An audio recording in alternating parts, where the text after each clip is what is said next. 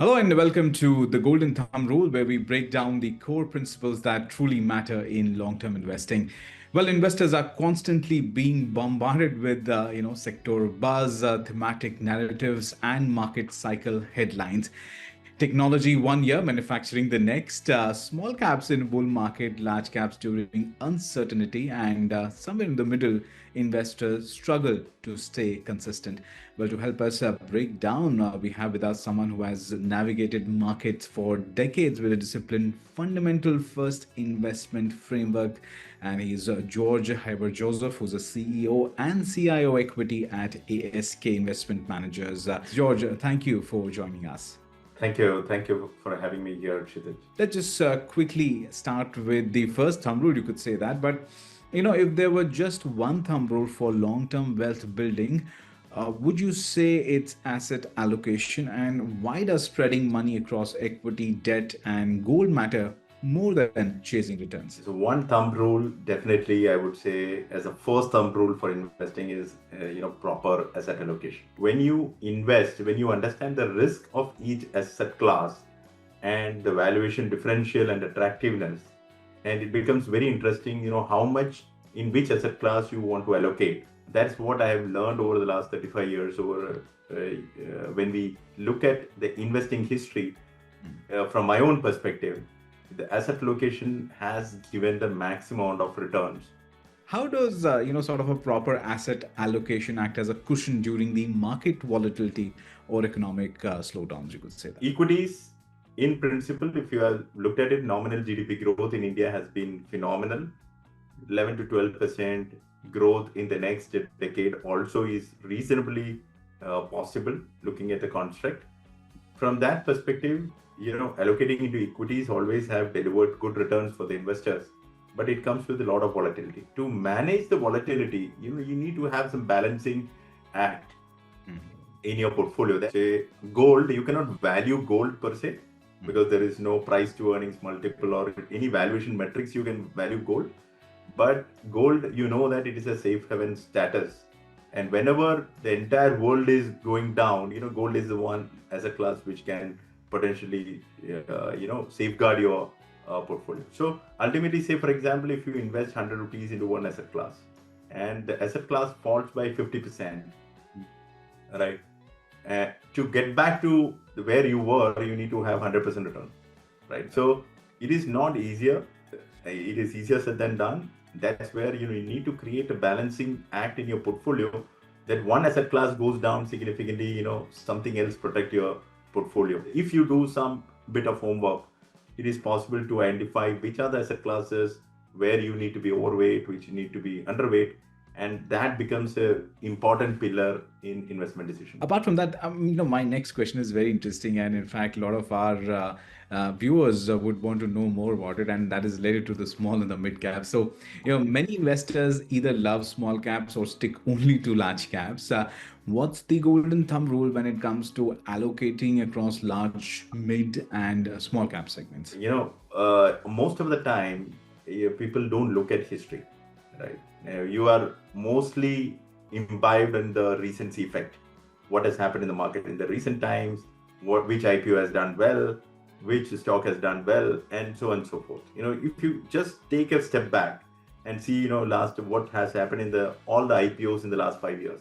Right. Many IPOs are underwater by 65%, 70%, which has oversubscribed by 300 times, right? So, so the hype is one part of it, and where ultimately you make money is another side of it. My thumb rule, which I tell my daughters also is, look, when you see a massive crash in the market, right? A crash is in the sense, I would say 25% above fall in the market.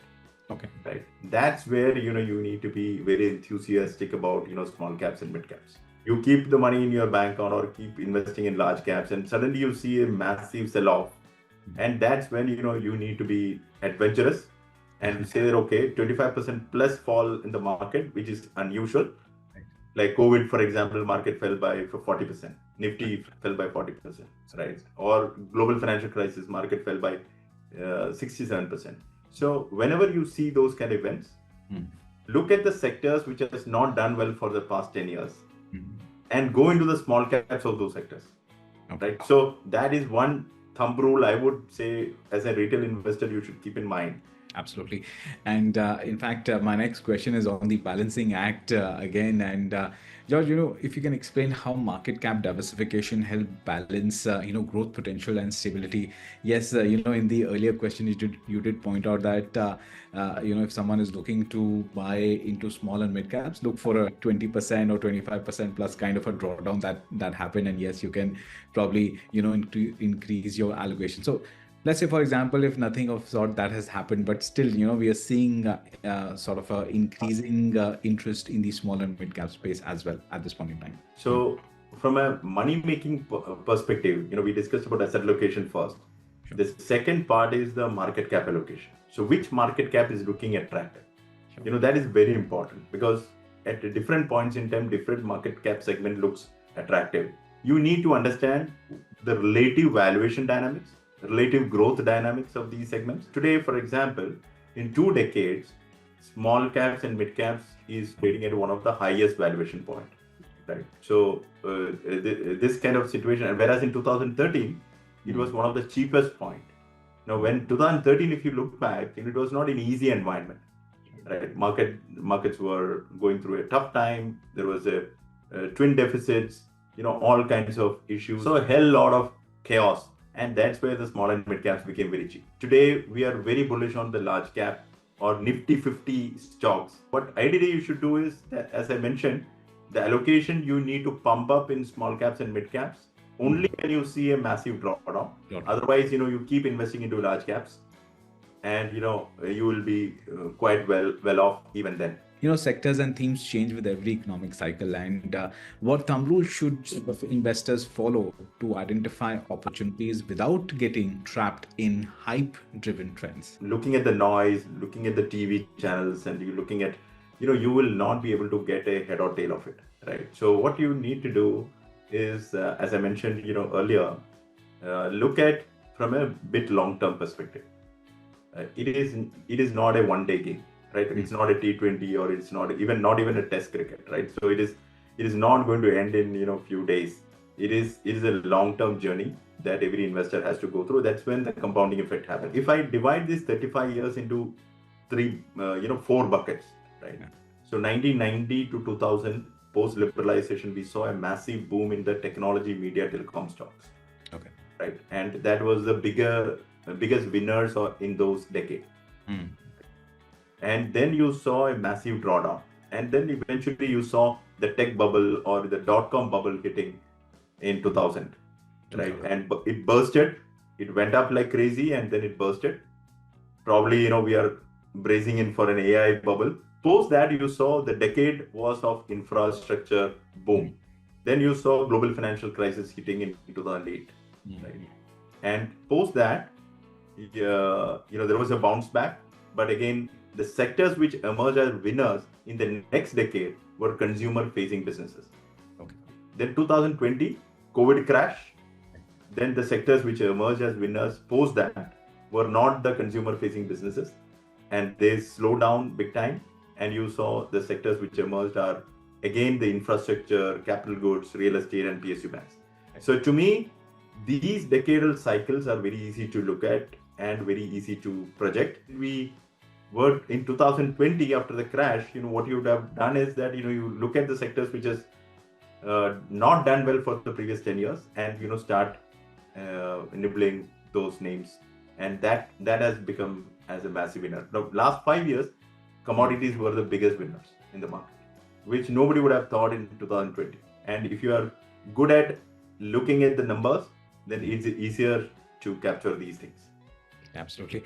I think, in fact, you did point out that if you're good at looking at numbers, in fact, my next question is also related to that. So when evaluating companies, what is the one enduring thumb rule investors should always remember? Many times, I feel that the way people are investing, they're financially blind. Okay.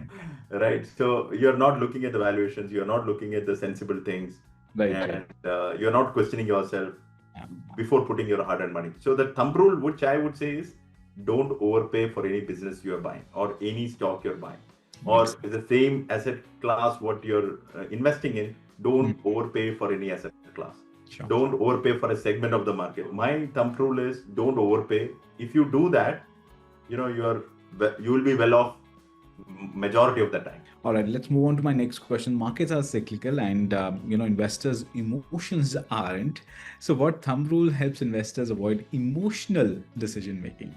To me, it is highly emotional and sentiment driven decision making. That's where fund managers like us, we need to be cutting across the noise and think differently and think against the crowd to make money, right? So if everyone is selling, that's an opportunity to buy. When everyone is buying, that might be the opportunity to sell. Right. So I remember the conversation with Mr. Warren Buffett. People asked him, how did you make so much of wealth? Said that when in my last 6 years of investing, I've seen big 6 booms and 6 busts. I have been sane enough to sell into the booms and buy into the busts. And in fact, my last question is very similar to the one I've asked, but in a very layman's term, just like you said, avoid the noise. So if someone is just starting their journey today, what is your single golden thumb rule they should follow, no matter the market, what news cycle is going on or the trend? How should one look at that? Having different asset classes, investments in right proportion is something which every investor should aim for. And you need to keep for contingencies, because if you invest in real estate, it is not easy to take out money. When you invest in equity, at least you should keep a 5-year plus view. If you're investing in fixed income, probably you can have lesser horizon as your view, depending upon the segments of fixed income you're investing. So you need to keep a long horizon for compounding to kick in. Sure. Invest balanced way. So thumb rule is invest in across asset classes, have some proportion, right proportion. You have some thumb rule in which you allocate into these asset classes. Absolutely. Well, on that note, George, thank you so much for sharing these insights. Clear, actionable, and very timely. And to our listeners, remember, market changes, cycles change, but discipline and clarity are what that builds the wealth for an individual. Thank you so much for taking the time out, George. Thank you, Kshitij. It's a pleasure talking to you.